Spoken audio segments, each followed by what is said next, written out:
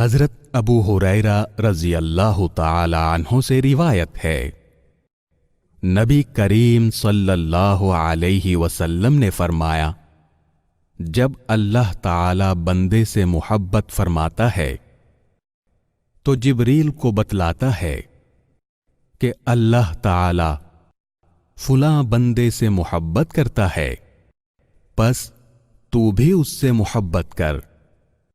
پس جبریل علیہ السلام بھی اس سے محبت کرنے لگ جاتے ہیں۔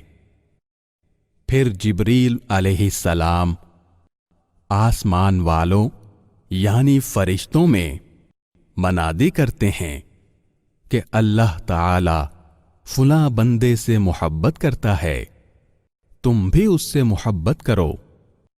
پس آسمانوں والے اس سے محبت کرنے لگ جاتے ہیں، پھر اس شخص کے لیے زمین میں بھی قبولیت رکھتی جاتی ہے۔